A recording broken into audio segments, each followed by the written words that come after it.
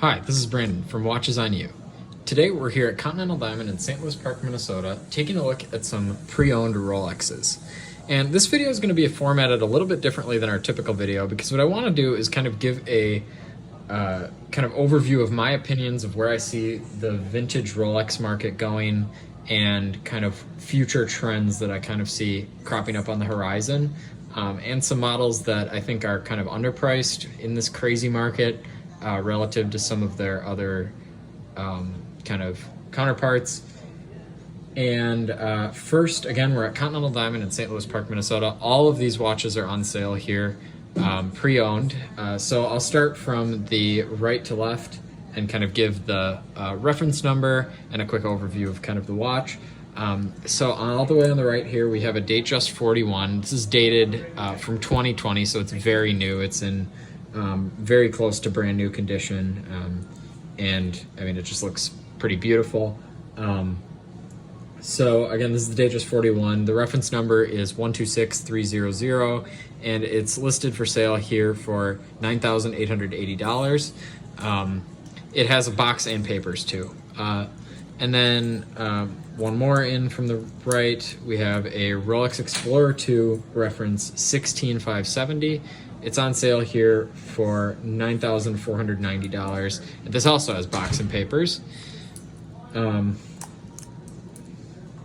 then here we have a beautiful Rolex Day-Date reference 18038.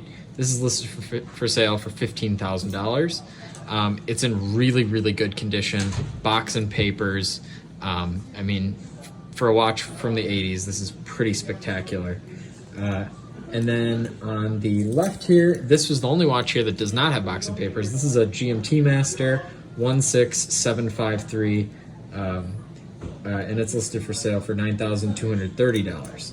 So now let's get into kind of the meat of the video here. So first, I'll start off with what Rolexes do I think are actually underpriced right now? And that's kind of hard to say considering how crazy prices have gotten. I mean, Submariners are now a 16610 like I have. I don't have it with me today, unfortunately, but is going for now over $9,000. And about a year ago, maybe 2 years ago, I mean, that was in the kind of high sevens and low eights. Is probably what you could expect to get for one of those pre-owned. So I'm happy about that because I did pretty well on it. But watch prices are really exploding. But this is especially apparent when you look at some of Rolex's, I would say, non kind of sports models. This is the Rolex Datejust 41 again without the fluted bezel. And this one again here is for sale for $9,880, but the actual retail price is $7,650.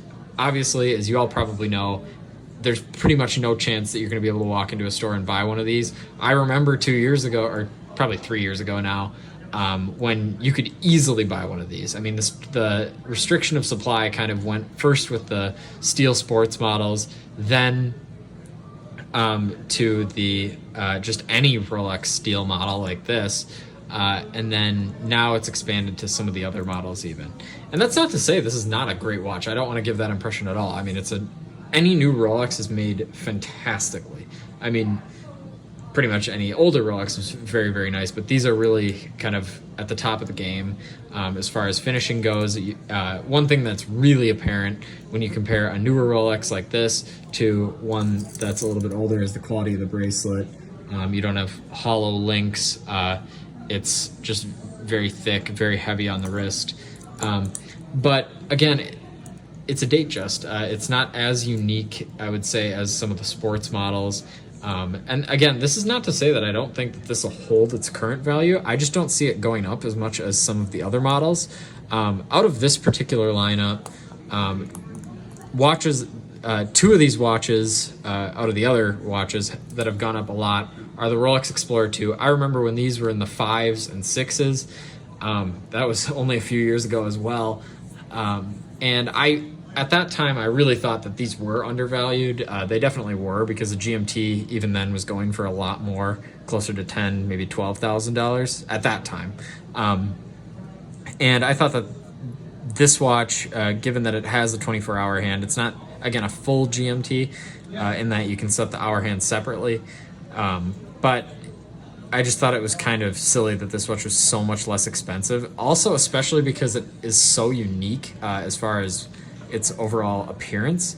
A GMT Master, at least of kind of this iteration, so the 16753, looks very similar to a Submariner from the period, with the exception of, obviously, this one has a Jubilee strap, the Submariner has an oyster bracelet, I should say. They do look very, very similar. And I just think that the Explorer II is a very, very unique model when compared with this side by side.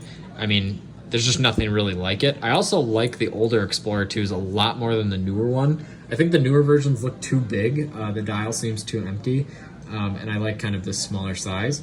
But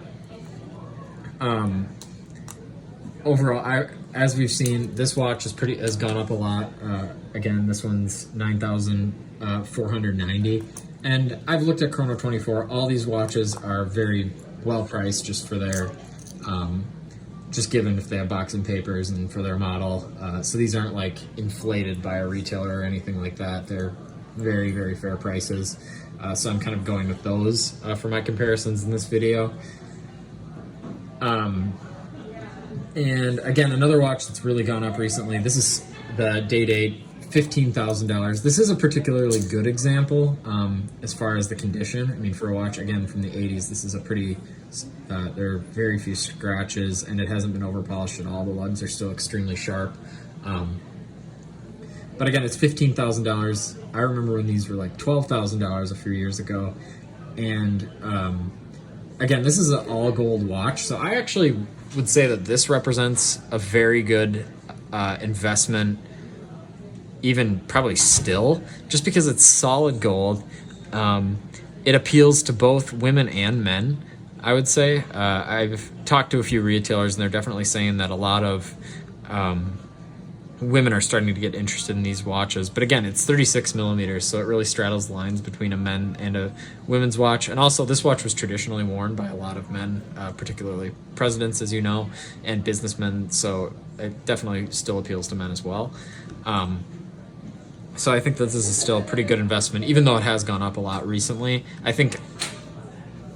don't want to put a particular number on it, but I think it might stop at around the 20s, and it'll continue going up over time. It's a solid gold watch, very heavy, feels very high quality, and the solid gold models at this time period, even though it was in the 80s, feel, in my opinion, a lot better than the steel models, just overall construction and finishing quality. I've always thought that. And now we're going to move on to a watch from, I guess, a similar period that has... that is steel, and it's a two-tone model. It doesn't feel, as far as the bracelet goes, as high quality as the solid gold models, but I think this watch out of this lineup is probably the best investment at around $9,200. I mean, if you're paying for the steel version of this watch, if you wanted to buy one of those, it's going to be around probably the 15s, 16s maybe, depending on the specific model and things like that. So the fact that this watch new would have costed more than those steel models, it's two-tone. I think that as two-tone becomes more popular, which I definitely see it becoming more popular, I mean, people are going to want to have some gold on their wrist to kind of set them apart from all the people who currently wear steel, in my opinion. I mean, I've always thought two-tone actually looks pretty good. One thing that I think contributes to the, I would say, unpopularity of two-tone is that it doesn't really look good online in online photos. Whenever I see this watch online, it looks very out of date and just like, again, just kind of old and out of style. But when you see it in person and you see the gold glistening, and it looks a lot better. It looks like much, much better in person. I would encourage you to check one out if you're at all interested in this model, or you're looking for kind of a Rolex investment piece. I would encourage you to go to your local retailer and really check it out, handle it, and look at the price, because I really do think that it is a good investment piece going forward.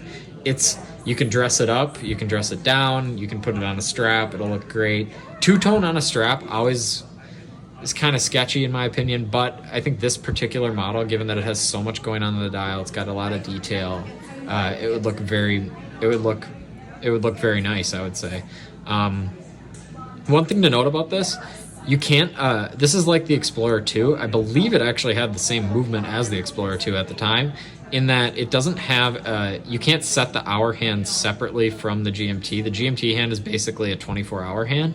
So that's just something to note about this. That differentiates the GMT Master from the GMT Master 2, where you can set the hour hand independently.